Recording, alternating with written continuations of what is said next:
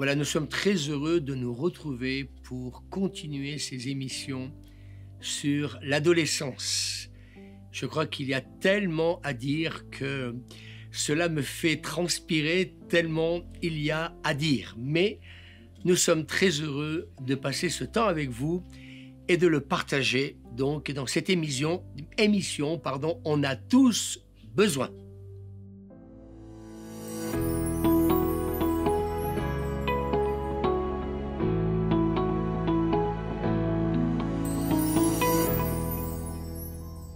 Voilà, on va parler encore du rôle des parents.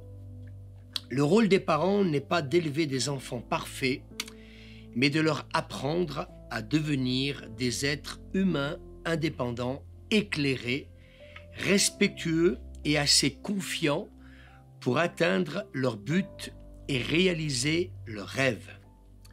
Alors comment communiquer avec mon adolescent? Il y a un défi. Enfant, il vous racontait tout, maintenant, il ne vous dit presque plus rien. Quand vous essayez de discuter, soit il vous répond sèchement, soit il déclenche une dispute qui transforme votre maison en champ de bataille. Rassurez-vous, vous pouvez apprendre à parler avec votre adolescent. Pour commencer, examinons deux facteurs qui compliquent parfois les choses. Pourquoi c'est compliqué? La recherche d'indépendance. Pour devenir un adulte responsable, votre adolescent doit, figurément parlant, passer progressivement du siège passager au siège conducteur et apprendre à se diriger par lui-même sur les routes sinueuses de la vie. Et je crois que véritablement, c'est là où, en tant que parent, je disais, c'est une difficulté. Justement, quelque part de lui faire confiance, et je reviens un peu là-dessus. Et puis, justement, prendre conscience qu'il a plus 2 ans, ni 4 ans, ni 6 ans. Et c'est pour cette raison que, quelque part, il nous faut aussi lui apprendre la vie et le sens des responsabilités. Oui, parce qu'il va passer du siège passager au siège conducteur. Et à un moment ou à un autre dans sa vie, c'est ce qui va lui arriver. Et c'est important qu'on le comprenne afin que, comme je l'ai dit dans d'autres émissions, nous fassions l'erreur, malheureusement, quelque part, de toujours le considérer comme un enfant. Évidemment, certains adolescents veulent trop de liberté. Et certains parents sont confrontés aussi à ce problème. Et je veux croire que c'est un sérieux problème parce que nous l'avons vu dans des émissions précédentes, qu'il faut mettre des bornes et que c'est pas toujours évident. Cette soif de liberté, oui, elle arrive à l'adolescence. Et c'est vrai que quand on a un adolescent de 12, 13, 14 ans, je peux comprendre la réticence des parents. Et nous y sommes passés, et c'est normal. Mais d'un autre côté, certains parents n'en accordent pas suffisamment aussi. Et c'est là que nous avons besoin, moi je crois, que, le mari et la femme puissent véritablement avoir un vrai échange et un vrai dialogue dans ce sens-là. Je crois que ce qui serait terrible, et je l'ai vu il y a quelques mois en arrière, avec un couple dont la maman se plaignait de son mari, donc parce que la maman d'un adolescent se plaignait de son mari, parce que justement son mari lui accordait trop de liberté, et elle n'était pas toujours d'accord dans cette liberté que son mari accordait donc à son adolescent. Et moi je crois qu'il faut absolument, parce que vous savez c'est toujours pareil, si votre adolescent se rend compte qu'il peut y arriver dans ce qu'il, en fin de compte, souhaite, et il peut y arriver s'il voit que plutôt la maman va céder et ne met pas de limite, ou c'est le papa qui ne met pas de limite, vous êtes d'accord avec moi que l'adolescent, il va aller vers le parent qui, lui, ne mettra aucune limite. Et la vraie question, c'est que pour éviter déjà une scène de ménage, je dirais, entre les conjoints, il est important de conjuguer justement ensemble les bornes et les limites que vous voulez accorder à votre donc adolescent. Il est vrai aussi que, oui, parfois, eh bien, on n'accorde pas suffisamment assez de liberté. Alors, c'est là où le dialogue entre parents est extrêmement important, parce qu'à force de retenir, parfois, on risque de davantage perdre son adolescent ou le rendre encore plus rebelle. Alors, on peut arriver, eh bien, je pense, à canaliser l'adolescent si, eh bien, les parents sont en plein accord dans, je dirais, les règles qu'ils vont instituer donc dans leur foyer. Le conflit qui peut en résulter peut générer beaucoup de contrariétés quand on impose trop de limites à son adolescent, tant pour les parents que pour les ados. Mes parents, un adolescent dira « Essaie de tout contrôler dans ma vie », va se plaindre donc un adolescent. J'ai 16 ans, si à mes 18 ans, il ne me donne pas plus de liberté, je pars. Et voyez, je pense que certainement, beaucoup d'entre vous se reconnaîtront, peut-être parce que vous avez eu des parents qui peut-être justement ont trop serré la vis. Maintenant, le risque aussi, c'est que parce que justement, on a peut-être parfois trop serré la vis à des parents, quand ils étaient donc adolescents, que ces mêmes parents n'ont plus envie de faire vivre à leurs adolescents, peut-être justement, eh bien, des parents qui étaient trop rigoureux, trop de bornes donc et de limites. Alors, c'est pour ça que j'ai envie de vous dire, vous savez, il faut toujours faire attention aux extrêmes. Ce n'est pas parce que peut-être justement notre adolescence s'est mal passée avec nos parents qu'il faut aussi devenir laxiste au point de tout accepter et de laisser donc à notre adolescent trop de liberté. Je reviens à ce que j'ai dit tout à l'heure, si à 22h ou à 23h, vous voyez un adolescent de 11 ans, 10 ans, 12 ans, excusez-moi, 13 ans, dehors, je pense qu'il faudrait quand même que les parents se posent certaines questions. Peut-être que certains ne seront pas d'accord de ce que je suis en train de dire, mais vous savez, je crois que comme dit la Bible, il y a un temps pour toute chose.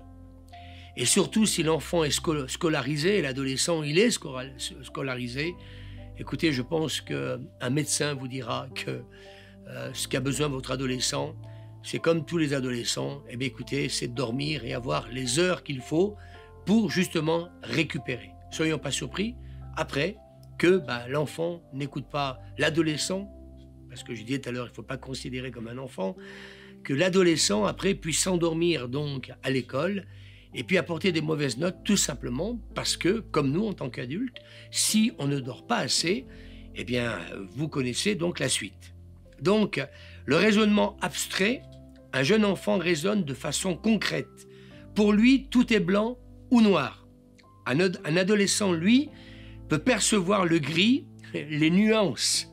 C'est un aspect important du raisonnement abstrait qui aide un jeune à acquérir du bon sens. Prenons un exemple. Pour un enfant, le concept d'équité est simple. Maman casse un biscuit en deux, en donne une moitié à moi, une moitié à mon frère. D'après lui, l'équité se résume à une simple formule mathématique. Les adolescents, eux, comprennent que ce n'est pas si simple. En effet, équité ne veut pas toujours dire égalité. Et égalité ne veut pas toujours dire équité. Vous voyez comme c'est compliqué et leur manière de fonctionner n'est certes pas du tout la même que la nôtre. Le raisonnement abstrait permet à votre adolescent de s'attaquer à des notions complexes.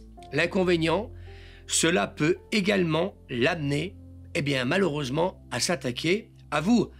Alors, ce que vous pouvez faire, ayez des échanges détendus, profitez des situations de la vie courante.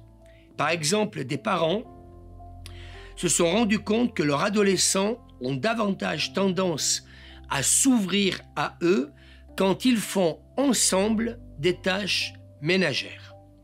ou lors d'un trajet en voiture, c'est-à-dire quand ils sont côte à côte et pas face à face.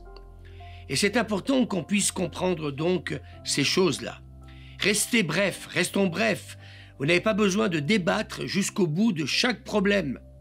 Formulez votre remarque et parfois, il faut en rester là. Je crois que bien souvent, l'erreur des parents, c'est qu'on en rajoute trop. Et il est préférable parfois de s'abstenir, peut-être de vouloir aller trop loin dans les remarques que nous pouvons adresser à notre adolescent. Comme j'ai dit tout à l'heure, il ne faut pas le considérer comme un enfant. Et je crois qu'en tant qu'adolescent, eh bien, il saura comprendre si nous nous sommes expliqués d'une manière claire et limpide pour le message que vous vouliez donc lui faire passer. Votre adolescent n'entendra l'essentiel de votre message que plus tard parfois. Des fois, quelque part, eh bien, on a le sentiment que parle toujours, tu m'intéresses pas. Et c'est un peu le sentiment parfois que les adolescents peuvent nous laisser. Eh bien, j'aimerais, vous donner une bonne nouvelle. Les spécialistes disent que, eh bien, même s'ils vous donnent le sentiment que, eh bien, ils ne vous écoutent pas, eh bien, les spécialistes disent donc que quand il sera seul, eh bien, il se mettra à réfléchir dans tout ce que vous avez dit, ou les choses essentielles. Et ça, c'est important que vous puissiez l'entendre, parce que parfois, des parents s'énervent, parce que justement, eh bien, quelque part, ils ont le sentiment de ne pas être écoutés. Mais je me suis rendu compte moi-même que les adolescents écoutent parfois bien plus que l'on peut le penser, et que parfois, ils ont bien compris ce que peut-être papa et maman voulaient lui dire, mais en fin de compte, le discours ne leur plaisait pas. Et donc, voilà, ils ont préféré eh bien, agir de cette manière-là. Et c'est pour cette raison que parfois, faisons attention, parce que cela peut nous énerver, et il est préférable eh bien, d'y veiller et de se dire, eh bien, je verrai peut-être le lendemain, eh bien, dans sa manière d'agir, peut-être que justement, il a bien compris le message que je lui ai fait donc passer. Laissez-lui une chance de le faire, c'est-à-dire de bien réfléchir et de vous montrer qu'il a bien compris le message. Alors, écoutez, j'aimerais dire, et là je m'adresse aux parents, soyons souples, écoutez attentivement, et c'est pour ça que je le répète, un adolescent a besoin d'être écouté attentivement. Votre adolescent, eh bien je le disais, faisons attention de ne pas l'interrompre. Vous aurez ainsi une vision complète du problème.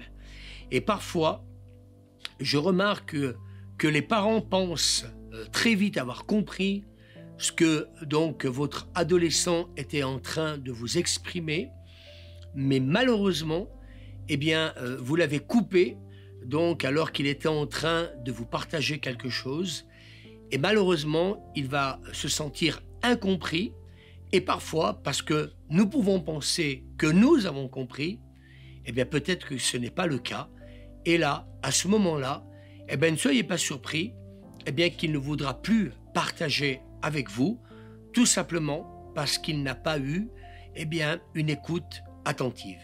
Alors, ces choses paraissent peut-être simples, mais il faut peut-être justement en parler simplement, mais aussi quelque part, eh bien, il faut être raisonnable quand nous prenons la parole.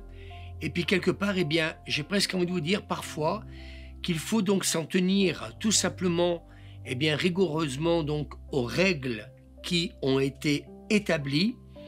Et puis, même si votre adolescent cherchera sans doute un moyen de les contourner, eh bien, j'aimerais vous dire que si nous restons, eh bien, attentifs, mais aussi fermes dans tout ce que nous pouvons, comment dire, eh bien, leur dire, eh bien, vous verrez que les résultats seront plus que extraordinaires. Et c'est pour cette raison que j'aimerais vous dire, eh bien, faites attention. Votre adolescent, eh bien, est une personne extraordinaire si, quelque part, eh bien, nous, les parents, eh bien nous faisons attention à la valeur qu'ils représentent. Et si, aux yeux des parents, ils sentent qu'ils ont de la valeur, eh bien j'aimerais vous dire que leur attitude et leur comportement risquent de changer, et il changera, et ils seront, comment dire, beaucoup plus enclins donc à vous respecter et à vous obéir. Voilà un peu ce que je voulais donc partager. Je pense que eh bien, ces points encore eh bien, pourront vous aider, et je crois que ces émissions ont ce but-là, et j'espère de tout mon cœur que eh bien, vous serez peut-être eh bien, à même de davantage eh bien, exprimer votre ressenti comme eux-mêmes vont le souhaiter, et pour que cela puisse se produire, alors s'il vous plaît, ne passez pas à côté d'un vrai dialogue, un échange constructif, parce que cette phase de l'adolescence peut parfois, c'est vrai, être compliquée, difficile, elle peut peut-être mal commencer, mais elle peut très bien finir.